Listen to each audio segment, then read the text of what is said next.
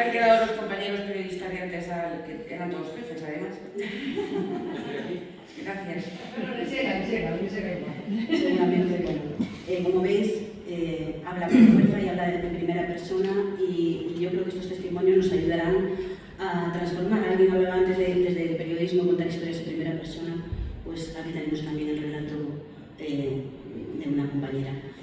Clara Guilló es nuestra siguiente invitada. Se define como socióloga feminista. Ella es doctora en sociología, profesora de la Universidad Complutense de Madrid y actualmente es miembro del Instituto de Investigaciones Feministas ISTIFEM, especializada en igualdad, relaciones de género y violencia contra las mujeres, políticas públicas y evaluación, y es directora del estudio Autopercepción de la imagen de las mujeres en los nuevos entornos digitales del Instituto de las Mujeres. Gracias, te escuchamos. Muchísimas gracias. Voy a intentar ir muy rápido para ganar tiempos. Quería dar las gracias por la invitación. También a las anteriores ponentes, nos hubiéramos quedado debatiendo un montón de cosas que han salido que hablábamos antes. Gracias, Gemma, también por tus testimonios. Si no, las víctimas no sabéis hablar, es muy difícil materializar, corporalizar algo que pasa en el ámbito digital. Yo os quiero contar tres ideas, voy a ir muy rápido. La primera es que desde una perspectiva sociológica necesitamos conocer el contexto, comprender el tipo de violencia y comprender cómo se representa. Y ahí es donde sobre todo miramos a los medios, ¿no? Que es donde me gustaría poder engancharos. Sobre el tipo de violencia no voy a hablar porque se estaba hablando toda la mañana, pero sí quiero recordaros algo. El 97%, desde la mirada delictiva, el 97% de las personas que cometen delitos digitales son hombres, no todos los hombres, pero siempre hombres, 97% de hombres. Tenemos que hablar de hombres, tenemos que hablar de masculinidad, de hombres de todas las edades. El caso Pericot es un señor de la tercera edad que utiliza las plataformas para contactar con otros hombres. Los 70.000 hombres de Portugal y de Italia utilizaban WhatsApp e Instagram y eran hombres de edad mediana, no son adolescentes, no son jóvenes. Entonces, hablemos de hombres y hablemos de masculinidad. Entonces, para comprender el contexto sociológico, no podemos decir que está una novedad y no podemos diferenciar entre el mundo real y el mundo virtual. Eso ya no existe en la sociedad. Tenemos tres generaciones que consideramos nativas digitales. Los Y, que las tecnologías les llegan en la primera infancia, los Z y los alfa ya son generaciones digitales. Los X somos híbridos, yo estoy a punto de cumplir 50 y somos generación X. Entonces, los mayores de Y tienen 31, 32, en España el primer hijo se tiene, las mujeres tenemos los primeros hijos, a los 31,5 años. Es decir, ya están siendo padres y madres los nativos digitales.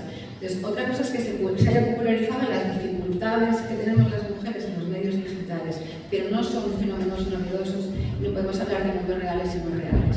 Tenemos que entender que el contexto donde se reduce la violencia es, primero, un contexto de desigualdad social y otro son plataformas comerciales multinacionales.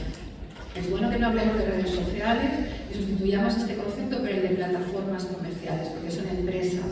No estamos en la plaza del pueblo, no estamos caminando por la calle, son empresas privadas que ganan dinero a través de nosotras, ¿no? Entonces, si hablamos del contexto donde se produce la violencia, tenemos que hablar de un contexto postfeminista y de posverdad, donde una reacción machista de la cual hablamos desde las ciencias sociales desde mitades de los años 80 y de sociedades como la española desde mitades de los 90. Llevamos 30 años diciendo que hay un retroceso en materia de igualdad y derechos de las mujeres. Es importante que entendamos que la reproducción de la desigualdad en nuestra sociedad se produce a través de muchos mecanismos y uno de ellos es la subjetivación. Cómo las mujeres y los hombres vamos a entender qué es violencia y qué no lo es, cómo subjetivizamos la violencia y nos ponemos a veces en posición de victimizaciones. ¿Por qué las chicas jóvenes se representan a sí mismas hipersexualizadas? Pues porque han subjetivizado determinadas identidades femeninas donde no perciben que están problemáticas, ¿no? Entonces, esto nos ayuda a entender esta subjetivación de ser víctima o no, de defendernos o no, o de agredir o no agredir, si lo vemos desde el punto de vista de la masculinidad. En cuanto a las plataformas multinacionales, me gustaría transmitiros tres ideas. Primero es que las presentamos como si fueran un medio ininteligible e inabarcable. Es que es como un gran misterio, ¿no? Latour, que es un sociólogo francés, hace muchos años, en Sociología de la Ciencia, dijo que eso se llama caja de nivelización. Es decir, como si fuera un aspecto del que nadie se puede enterar, porque es Ansbrook, ¿no? O sea, ciencia de mandar cohetes a la luna es una cosa complejísima, ¿no? Es verdad, el algoritmo es un procedimiento donde te dirige a una serie de pasos. O sea, no tiene más, ¿no? Pero hay la sociedad de tomar el control sobre esos procesos que generan tanto dinero, da poder a estas plataformas, ¿no? Luego, ciertamente, falta educación digital, que de esto ya se ha hablado bastante. Y es verdad que la generación de neologismos y el uso de palabras en inglés también aleja a la sociedad sobre este mundo que vemos inteligible y que en absoluto es fácil. No es fácil, pero es comprensible. Luego es un medio comercial falsamente presentado como comunitario y desresponsabilizado. Es decir, si mi anuncio acepta la publicación de un anuncio, tiene que hacerse responsable de la veracidad de eso. Punto pelota. Si Instagram no está retirando un vídeo, porque tenemos que legislar también pensando en las plataformas, no solo en los usuarios, ¿no? Y hay un margen bastante amplio de intervención, ¿no? Un medio, una plataforma, va a reproducir la desigualdad social y el machismo que haya. Además, en estos medios la presencia femenina es desigual, tanto en su gobernanza como en su diseño. Monetarizan el malestar de las mujeres y la violencia, también el malestar de los hombres, porque la manosfera, que es un espacio de hombres muy diversos, lo que hacen es monetarizar el malestar de los valores, ¿no? Los cambios sociales, no solo respecto al feminismo, también respecto a cuestiones económicas y políticas, ¿no? Entonces, el sesgo sexista está en cómo se conciben las plataformas, en su acceso, en su uso y en su control. Esto era un poco como para contextualizar socialmente cómo se produce esta violencia. Y luego os quiero hablar de 6 mecanismos discursivos con los que representamos y representáis vosotros como medios y el resto de la sociedad cuando hablamos de la violencia. Y que además, Gemma, yo creo que has tocado todos. El primero es que se desmaterializa el daño. No vemos la encarnación del daño, solo son palabras, solo son pantallas. Cuando lo que nos dicen todos los estudios, no solo sociológicos, también los médicos y los de salud física, digamos, y psicológica, es que tienen un impacto enorme, tanto físico como económico en las víctimas, en su presencia social, en las autolesiones, en la inducción al suicidio, etcétera, etcétera. Es decir, no se comprenden cómo se encarnan los daños, pero los daños no son virtuales, los daños son encarnados, son reales y son económicos. Luego, además, se reduce el conflicto al conflicto interpersonal, que es lo que le pasa a Gemma, ¿no? Entonces,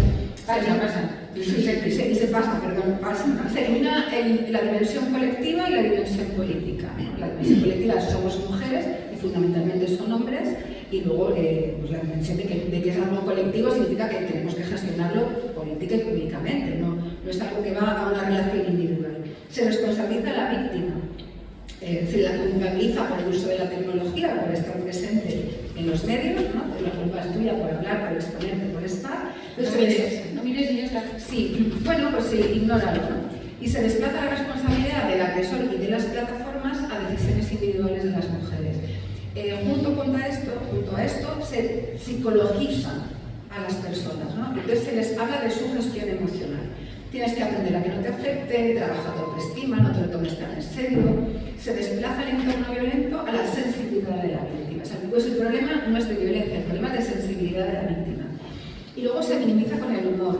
Es una broma y no es para tanto. Y esto es un mecanismo patriarcal, clásico, o sea, se estudia desde siempre sobre cómo se refuerzan las obediencias misóginas, utilizando el humor y los memes. Se trivializa la agresión a través del uso del humor, ¿no? Entonces, ahí se descalifica la relación de la víctima. Cuando tú no entiendes que algo es humorístico, es que eres una ofendidita o tienes histeria femenina, ¿no? Eres un sujeto emocionalmente desbordado, eres un sujeto menos sujeto, ¿no? Un poco más de nicho. Entonces volvemos otra vez, como que incrementa y refuerza de la dimensión colectiva a la dimensión individualizadora. Junto con esto se suelen activar los marcos liberales. Es decir, el derecho a la libertad de expresión es más importante que el derecho a la protección de ser violentada. Entonces esto abre la puerta, ¿no? a la pelea sobre los derechos que se maneja también en los marcos neoliberales actuales y que ayuda a minimizar la dimensión estructural de la violencia. Luego hablamos de los dispositivos institucionales. Esto tiene que ver con categorías jurídicas y administrativas estrechas, ya que los planes institucionales sobre la violencia todavía no contemplan suficientemente bien la violencia digital y que algunas categorías jurídicas pues, se destinan mucho al agresor, al creador, a no sé qué, y poco a las plataformas, por ejemplo. O sea, hay una poca respuesta estructural. Y luego hay una invisibilización en el conocimiento y en las estadísticas. Tenemos muy poco conocimiento, pero es que además las estadísticas miden poco, miden mal y miden sobre todo la violencia de pareja o expareja y dimensionan un poco el resto de las violencias digitales. Entonces producen ausencia de conocimiento y ausencia de propio uso. Y lo último que os quiero contar, y con esto termino, es que son estrategias de fragmentación. Es decir, se presentan tipologías de violencia disociadas del conjunto de violencia contra las mujeres. La violencia contra las mujeres opera como un dispositivo en la sociedad de desigualdad y de mantenimiento y reproducción de la desigualdad. Si las vemos de manera parcial, no vemos el continuum de las violencias, que es un concepto sociológico para entender cuál es su operatividad. Y tampoco entendemos qué función tiene, por ejemplo, en la adquisición de la masculinidad en los jóvenes, ¿no? Y no tan jóvenes. Entonces tenemos que verla dentro de este marco que es más amplio sobre las violencias contra las mujeres. Y ya está, muchísimas gracias.